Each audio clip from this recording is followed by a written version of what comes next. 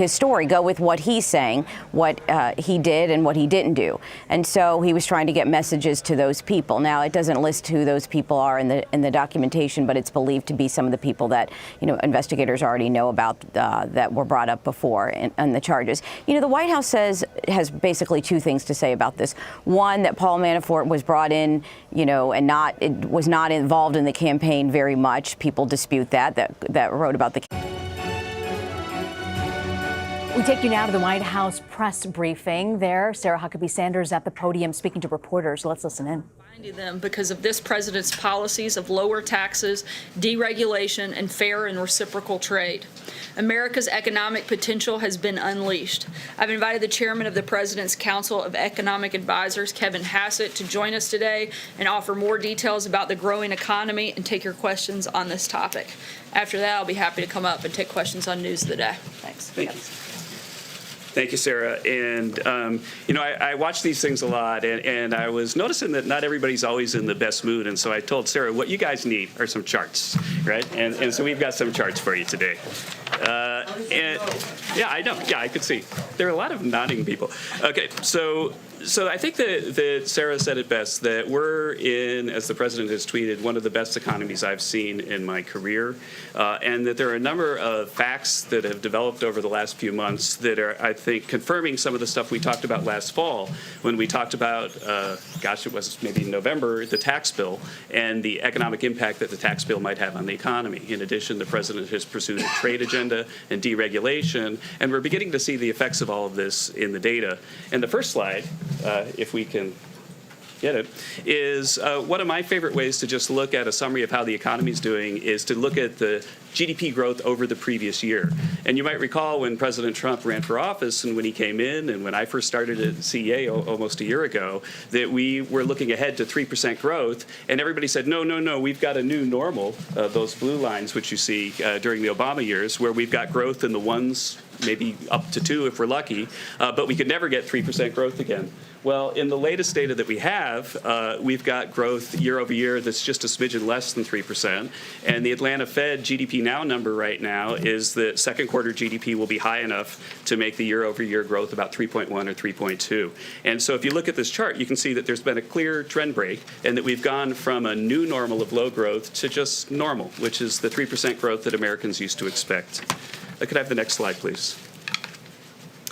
In this chart, I want to show something that we again talked about in the fall, which is that one of the reasons why we had such low growth in the previous administration is it was so anti-business, and it was basically discouraging capital formation in the U.S. with inappropriate tax policy and high regulation. And you can see that in the data if you look at, for example, the blue dot from Q1 2015 to Q4 2015, business capital spending barely increased at all. And even in pre-election 2016, it stayed at about the same level. But subsequently, after the election, already we started to see a big increase in business sentiment and capital spending started to go up. And now that we've passed the tax bill, then you can see capital spending skyrocketing just as we said it would last fall. And that higher capital spending is exactly one of the key factors driving growth at this time. I can remember way back in the fall saying that if we pass the tax bill, we'd expect to see capital spending this year higher by about 10%. If you look at the last bar in the first quarter of GDP this year, capital spending was up 9.2%. Next slide, please. There are a number of other things that we could look at, and believe me, we could go on all day, but I promised Sarah I'd stop at about 10 minutes. This is one of the ones that I find most striking because it has such a big impact on our outlook for small business. So right now, small businesses are as optimistic as we've ever seen since we've begun surveying them. And I think it's also interesting to see, like you can say, well, and sometimes people in the Obama administration will say, well, we just set this economy up for the president. But you can see a clear break in this chart at the election. And so President Trump promised that he would cut taxes, that he reduced taxes on small business, and that he would reduce the heavy regulatory costs that were imposed on them by the previous administration. And you can see even before he began to act that sentiment turned around. I'd have the next slide, please. And that's helped lead to something that is really one of the more remarkable labor markets that we've ever seen. The job market right now is about as strong as I've ever seen. And there are a lot of different ways to put it in perspective, but for me, the easiest fact is just that it's only 7 times back to 1970 that we've had an unemployment rate below 4%, and 2 of those months were the last 2 months. And we expect that will continue. As remarkable as that chart is, I think the next one is one of the ones that I think moves me even more. The next chart shows the gap between the unemployment rate of white workers and black workers. And you can see that the gap between the unemployment rate for black workers and white workers has gone to an all-time low. And it's maybe about 1/3 what it was on average during the Obama administration. And of course, we want that gap to get all the way down to 0, but we've made a tremendous amount of progress because President Trump's are working to heat up the economy. The next chart for a person who loves economic data is really my favorite because you rarely ever see anything that is the best since the Second World War in economic data. And this chart shows that the initial claims for unemployment insurance, which is those people who have the really bad news that they lost their job and then show up at the unemployment office to collect their unemployment insurance, that as a share of the workforce, they're the lowest they've been since the Second World War. And so, really one of the worst, most disruptive things that can happen to a person's life is to lose their job. Right now, there's never been a better economy for this since the Second World War. I've got one more chart, and then we'll open up for questions. And the last chart is something that the president tweeted about, and this is just a chart of what's happened to Americans' wealth since the president was elected. This is how much money they've got in their checking accounts, their saving accounts, what the value of their house is, and of course the value of equity markets. And you can see that since the president was elected, that Americans' wealth has increased by $7 trillion. And I would guess that when we see the data over the next coming quarters, that we're going to cross the 100 trillion mark for Americans' wealth. And so it's very clear that the president's economic policies are working, but I think that the most important thing is that they're working for America's workers, that America's workers are being laid off at the lowest pace that we've ever seen, and wage growth, which we didn't include in the chart, is also taking off as well. With that, I'll open up for a few questions. I promised Sarah that I would keep it at 3 or 4 or something like that, and I'll start with Robertson, and then I'll work back. Great. Kevin, good afternoon. Thanks for being with us today. The unemployment rate, 3.8% last month, but the labor participation rate still lags 4 points behind where it was the last time unemployment was below 4% down in this range. What can this White House do to increase the labor participation rate? Right. Well, this White House has, going all the way back to the campaign when the president was speaking to the forgotten people, the people who had exited the labor force because they were so discouraged that they just sort of given up. And we said that we don't believe the story that was being pushed by the previous administration, that there's no hope for you. We think that you should get back into the labor force. As of, I did this calculation as of the last jobs report. I haven't updated it for this jobs report, but as of the last jobs report, 900,000 people, 900,000 Americans who are out of the labor force have gotten a job since President Trump took office.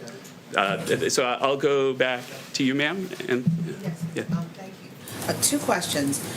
Does this administration put into account that the Obama administration they were dealing with a recession, they were coming out of a recession?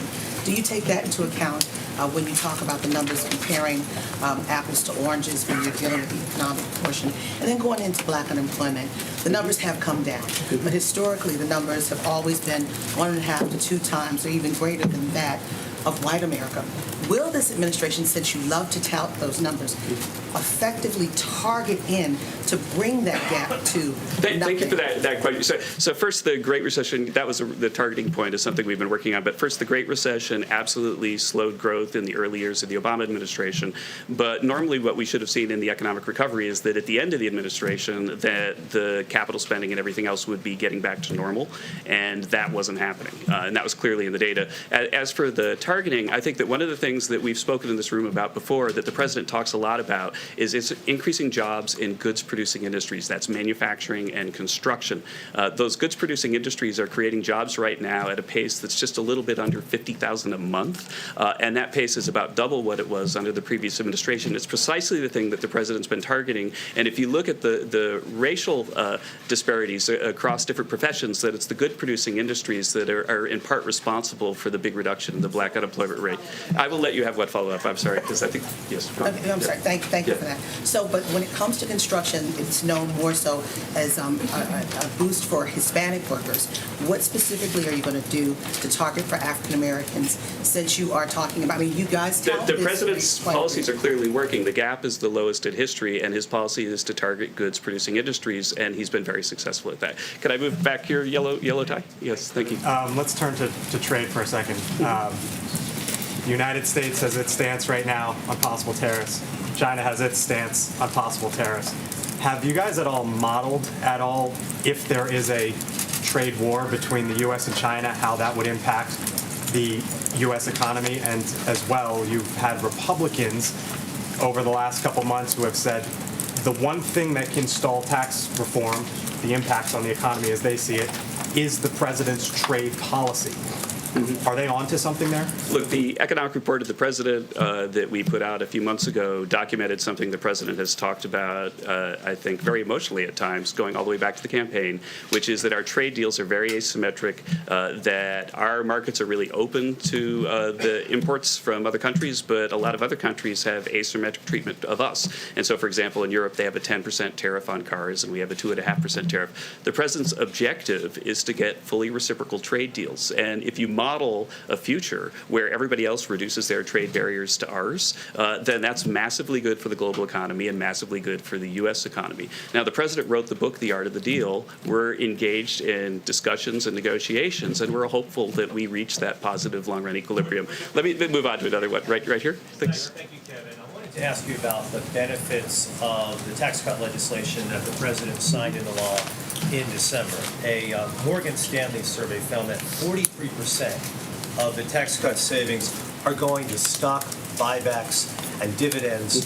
13% are going to employee raises and bonuses, employee benefits, something like that. Are you disappointed that you're seeing that impact, that effect from the tax cut, that so much more seems to be going to Wall Street than to Main Street? No, not at all. In fact, wage growth right now is the highest. If you look at over the last quarter, the employment cost index is the highest it's been, going all the way back at least to 2006. But that's where they changed the way they do data. That we've got more than 6 million people that have been announced to have a pay raise because of the tax bill. The average pay raise for them is a little north of $1,200. And the president said again and again, and CEA said again and again, that there'd be a $4,000 increase in pay for people if we passed the tax bill. And people said that number was completely implausible, but let's look at the numbers now. Walmart, for example, has increased the minimum wage for their workers, the lowest paid workers at Walmart, by $2 an hour. If you run that forward, that's just a little bit less than $4,000 this year. And so if the lowest paid people at Walmart are getting the $4,000 the president has promised, then of course we're not disappointed in the wage data. Could I have a question over here? If it's going to Wall Street than to Main Street. Just to follow up on the question that was asked earlier, tariffs. Do you predict, and it was the trade question I guess that Blake was asking, following up on, there's always a prediction that increased tariffs will depress the economy. What the president is engaged in, do you foresee any problems with the tariffs that he's implemented, and what would be your reaction to it? I think that the president is pushing our trading partners hard to make their deals fair for America's workers, and that's his objective, and there are ongoing discussions right now. And you know, I know a lot of other presidents. I was over here at one point as an outsider coming to talk to President Obama's team about this. A lot of other presidents have wanted to make better deals and failed, and this president is not going to fail at that. He's going to make better deals. Would that depress the economy, higher tariffs? Do you admit that could cause problems with the economy? We expect that this is going to work out well, and that we're going to get fair trade deals. Could I have back there the fellow? Yeah, thanks. Thanks. Just following up on that a little bit. What you said here and what the president said also is that talking about tariffs would be more of a negotiating tactic as much as anything. How far though can this be as a negotiating tactic? I mean, you would at some point have to pull the trigger if other countries don't do away with the trade barriers. No, I reject the view that it's a negotiating tactic purely. For example, the steel tariffs were put in place as a national security concern. The president is the commander-in-chief. He's supposed to make those judgments. In a time of war, we need to be able to produce steel. I think that there are a lot of things going on in the 301 space, to use the inside baseball term. We're trying to get China to stop stealing more than $100 billion worth of our intellectual property every year and to open their markets to our products. And so there are a lot of things going on right now. I think last question, sir? Okay. Indication of where we are in terms of the NAFTA negotiations right now. There's this idea out there that the United States might want to break up the NAFTA negotiations and do a direct deal with Canada, a direct deal with Mexico. Is that the right approach, and what do you think is coming first? I think that the president's approach is to negotiate with Mexico and to negotiate with Canada and to make better deals. And I think that, you'll have to talk to Ambassador Lighthizer to get an update on the current state of negotiations. So thank you very much. Thank you all for having me. Thank you. Thanks, Kevin. Lastly, one additional update. The President and the administration applaud Senator Majority Leader McConnell and his decision to cancel the majority of the August recess and remain in session. There has been historic obstruction by Senate Democrats, and there is a long to-do list, including important nominations and appropriations bills that we hope they can get taken care of. And with that, I will take your questions. Jonathan. Sir, on the President's decision to disinvite the Eagles, he's suggesting this is about the national anthem. Is the President aware that not a single player on the Eagles through the entire season knelt for the national anthem? The President's position on not just the anthem has been clear, but let's not forget this isn't there were 80 members of the Eagles organization that RSVP'd and committed to attend this event as recently as Friday, as well as over 1,000 fans of the Eagles organization. And the Eagles are the ones that tried to change their commitment at the 11th hour.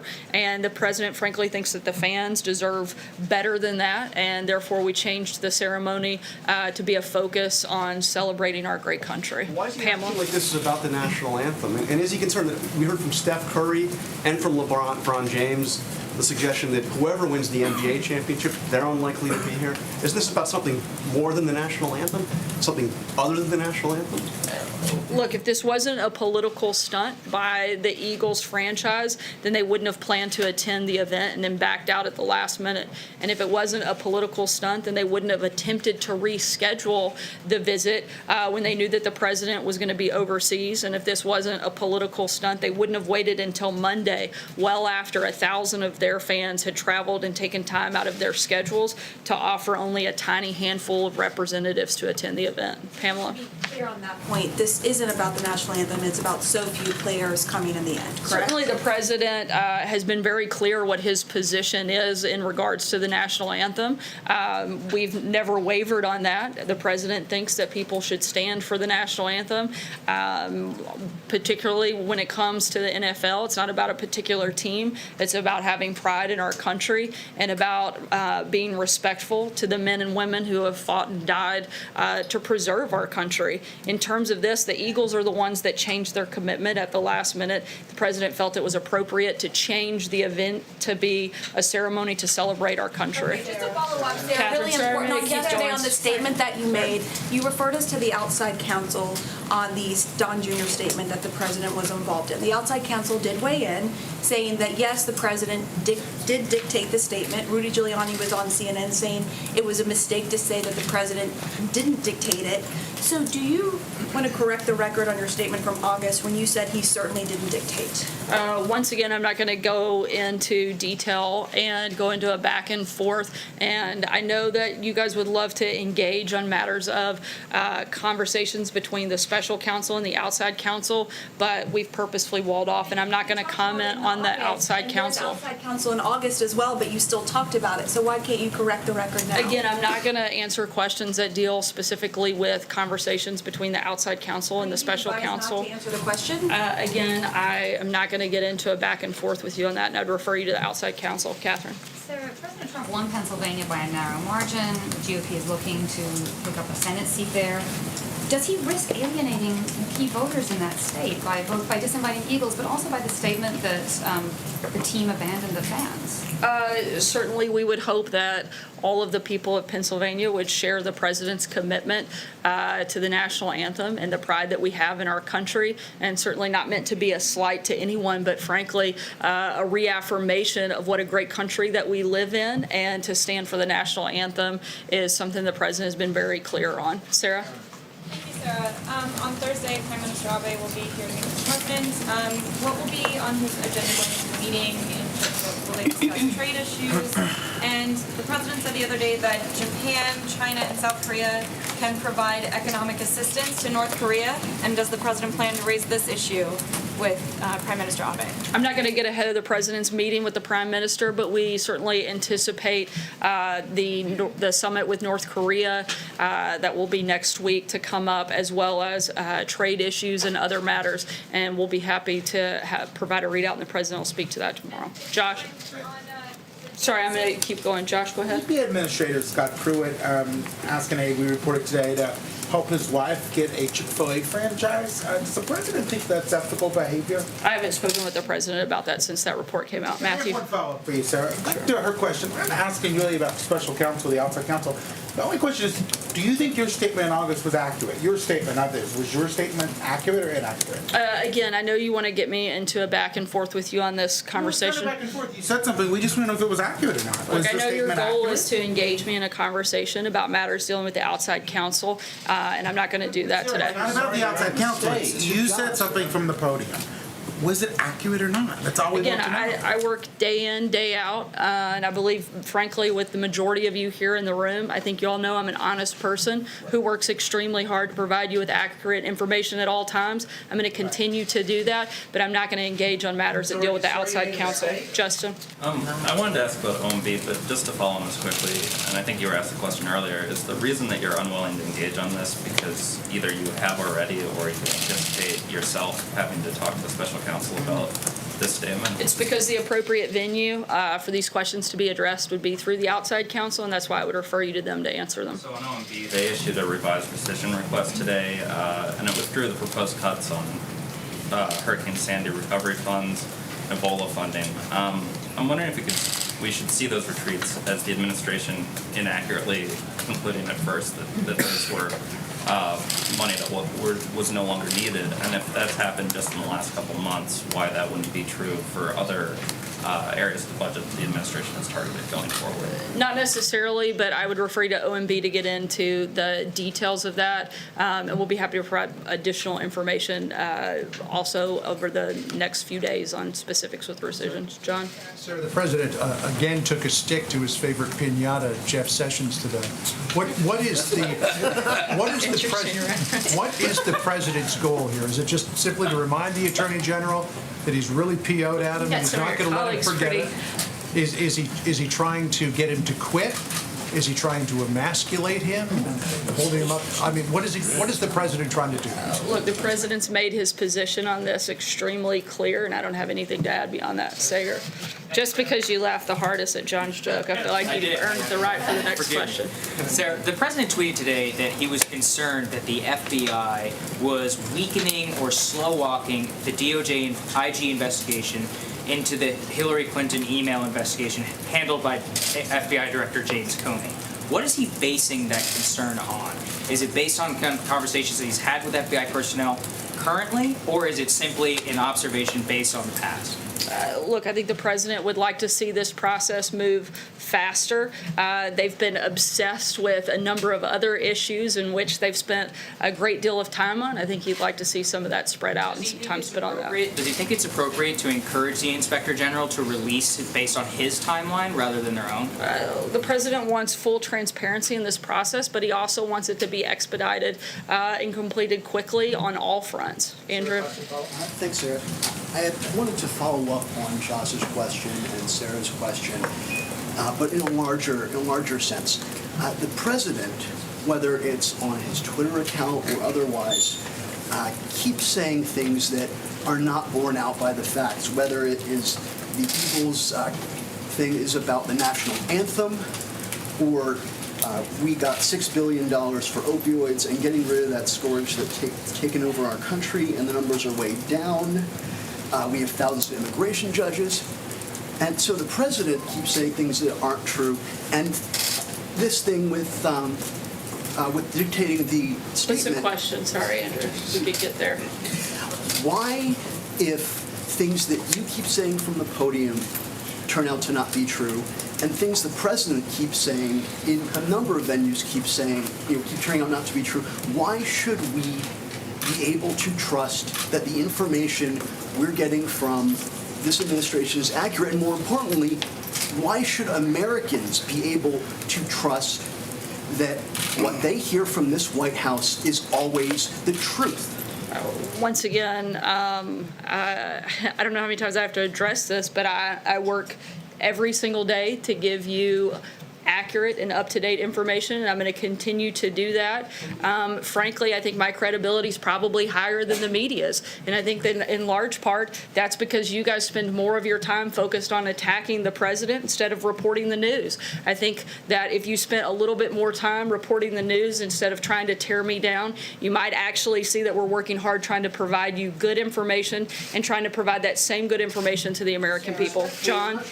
Sorry, Andrew, I gave you quite a bit of time. John, go ahead. Thanks a lot, sir. I just wanted to get your reaction, the administration's reaction to a statement that was put out by a player on the Eagles, Malcolm Jenkins, who's a strong safety on the Philadelphia Eagles, very well respected on the team and throughout the league. He put out a statement today in which he said that the decision that was made by the president to cancel this event celebrating the Super Bowl victory by the Eagles paints the picture that these players are anti-America, anti-flag, and anti-military. What is your response to what Malcolm Jenkins put out in a statement today? I've addressed this a few times. Again, the Eagles were the ones that committed to an event on Friday. They submitted over 80 members of the Eagles franchise for the event, along with over 1,000 fans to participate. And it was the Eagles organization that tried to change their commitment at the 11th hour. If this wasn't a political stunt, then they wouldn't have planned to attend the event and then backed out. If it wasn't a political stunt, they wouldn't have attempted to reschedule an event for when they knew that the president would be out of the country, and they wouldn't have waited until the very last minute to make these changes if this wasn't about some type of political statement that they were trying to make towards this president. Cecilia? Are you saying that the president bears zero responsibility in this cancellation? This is a president who called NFL players SOBs, who implied that some players who don't stand for the national anthem do not belong in this country. Does he bear zero responsibility for players like the Warriors and the Cavs not wanting to come and the Eagles bailing on this? The president his position hasn't changed on this throughout the process, and the president's position was very clearly stated in a number of forums and venues, and the Eagles made the commitment to come and to be part of that event well after the president had established his feelings in regards to the national anthem. And once again, they made that change at the last minute, not the president. He's the one that has been completely consistent in his viewpoint when it comes to this. Steve? Sarah, the president last year broke with recent tradition and did not host an iftar dinner. Is the president hosting such a dinner this year, and can you tell us how the invitees were selected? He is hosting a dinner tomorrow evening. There will be roughly, I believe, about 30 to 40 different attendees. I'd be happy to provide you with more specifics, but I believe that it takes place around 8:45 tomorrow evening. Blake? Sarah, thank you. Let me ask you about two possible trade deals, the one involving the Chinese, in which it would be $70 billion of buying American products. The United States would back off its threat of tariffs. Is that something that President Trump would support?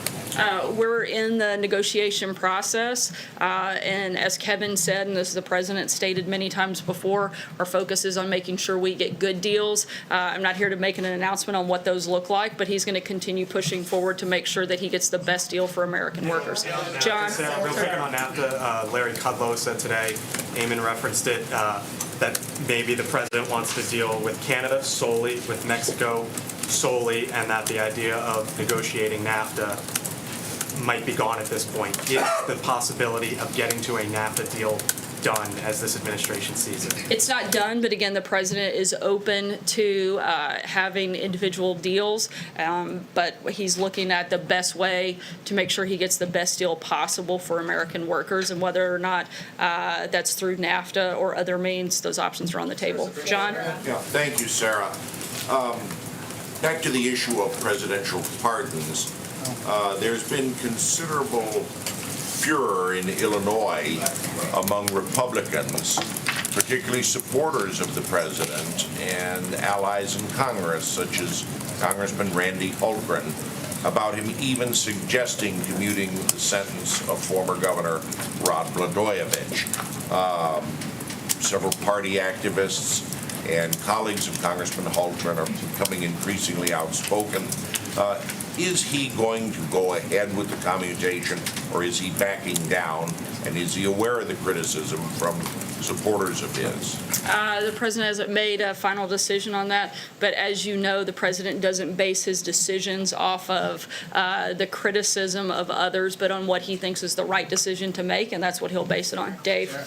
Sarah, the president is also meeting with lawmakers here this afternoon. What's on the agenda?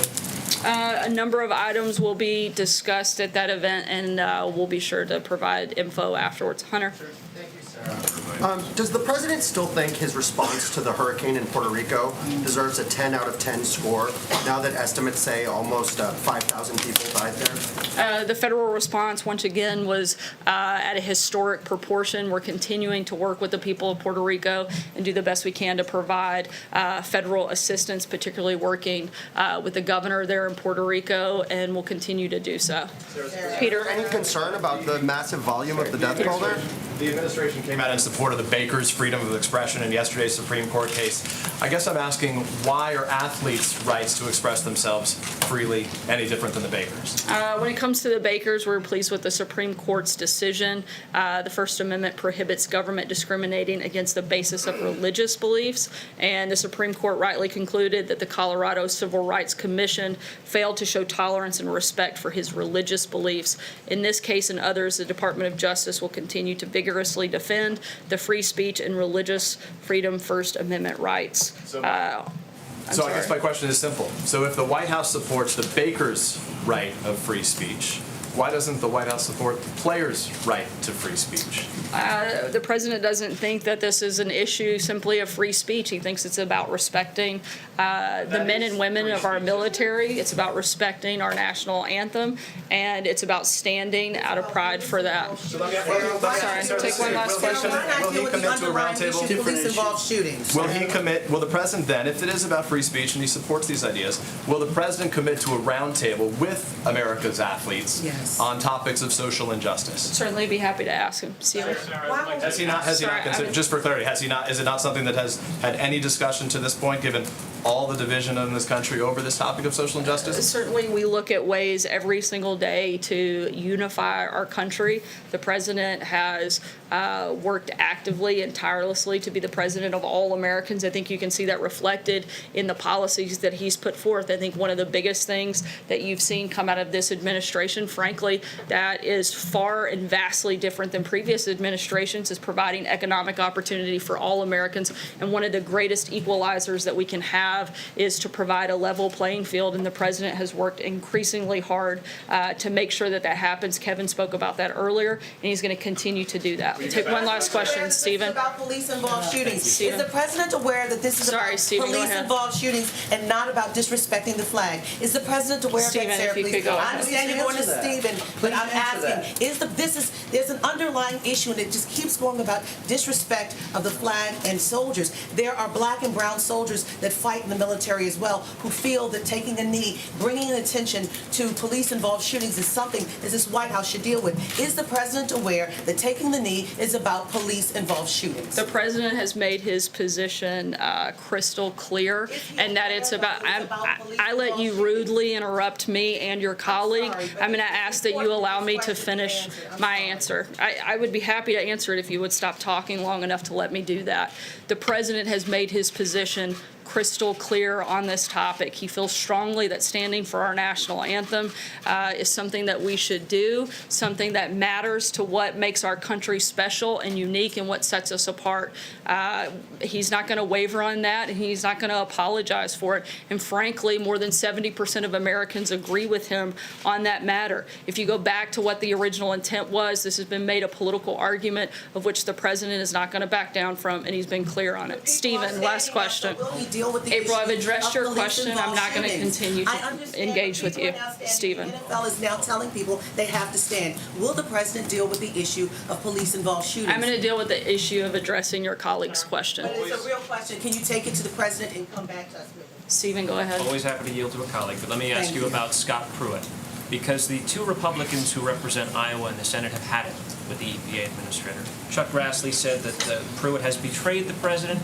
Joni Ernst says that Pruitt is as swampy as you can get. Josh and his colleagues report in the Washington Post today new elements of just how swampy that is. So let me ask you, how is it, in the face of all that we've learned, how is it that President Trump continues to have confidence in the EPA administrator, assuming that he still does? Once again, I haven't had a chance to speak with the president directly about the Washington Post's new report. We continue to have concerns and look into those, and we'll address them. Thanks, guys. The president going to ignore the colors of the sky in the president's world?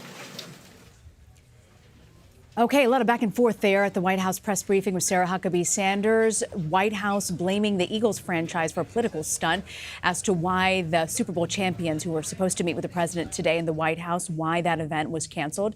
Also, a lot of back and forth. There's still, by the way, going to be a Celebration of America event. That's going to be replacing the expected, which was canceled, Philadelphia Eagles visit.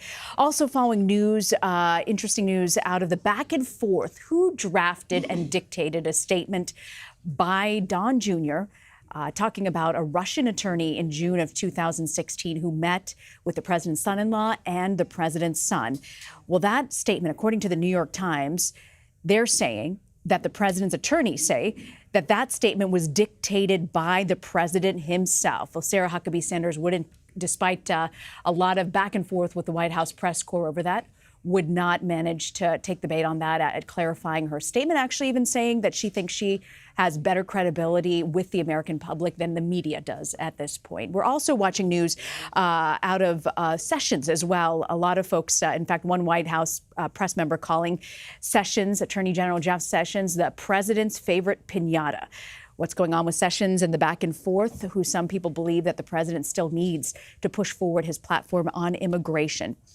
So bottom line, was the Super Bowl event, the canceling of the Super Bowl by the president, a political stunt? I want to bring in CBS News Washington correspondent Paula Reed. Paula, a lot of back and forth on this Eagles cancellation. What do you make of it?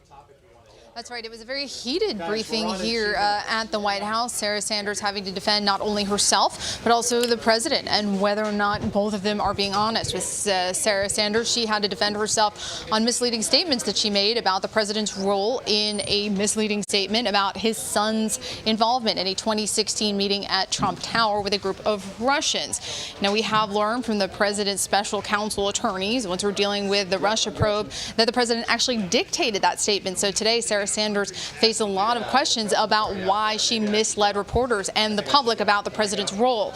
She repeatedly deflected. She deferred to outside counsel. She accused reporters of trying to engage her in a dialogue about special counsel. But that was probably half a dozen to a dozen questions about her and what this means for her credibility going forward.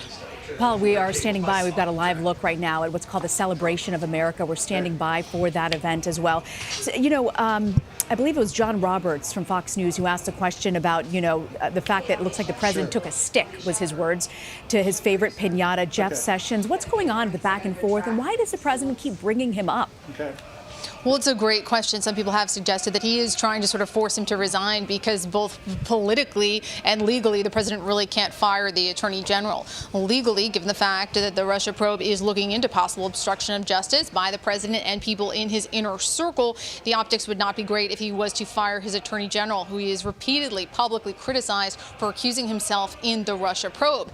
And then politically, we have to remember that Sessions has day in and day out tried to deliver on the Trump campaign promises is specifically related to immigration. So legally and politically, he probably can't fire his attorney general. And some people believe that these tweets, these taunts, these insults are part of an effort to force him to resign. Marina, I can tell you the attorney general is not going anywhere. He is comfortable in his job. He is at this point not really fazed by any of these insults and will continue to work day in and day out to implement policies that he's been a champion for in the Senate for decades. But as attorney general, he can sort of unilaterally implement. Speaking also, Paula, on the Mueller probe, we are hearing about possibility of witness tampering and Manafort. What can you tell us? Can you bring us up? Actually, I apologize, Paula. It looks like the president is taking the podium. Let's listen in. We love our country, we respect our flag, and we always proudly stand for the national anthem. We always will stand for the national anthem. It is my great pleasure to welcome everyone to the White House for this patriotic celebration. Beautiful, beautiful day and a beautiful celebration. I also want to thank our great Vice President, Mike Pence. Thank you, Mike, for joining us, along with Secretary Steven Mnuchin, Secretary Ryan Zinke, Representative Lou Barletta, who hopefully Lou Barletta will be your next senator from the great state of Pennsylvania. It is a great state. Representative Mike Kelly, thank you, Mike. Great to see you. I want to take this opportunity to explain why young Americans stand for our national anthem. Maybe it's about time that we understood. We stand to honor our military and to honor our country and to remember the fallen heroes who never made it back home. We stand to show our love for our fellow citizens and our magnificent Constitution. We stand to pay tribute to the incredible Americans who came before us and the heroic sacrifices they made. America is a great nation, a community, a family, and America is our home, and we love our home. And our country has never done better than it's doing right now. Never. Record numbers at every outpost. You take a look at what's going on. Lowest unemployment numbers we've had. Lowest African American unemployment in the history of our country. Lowest Hispanic numbers in the history of our country. Lowest numbers for women in 21 years. We've created $7 trillion of value in our country since the election.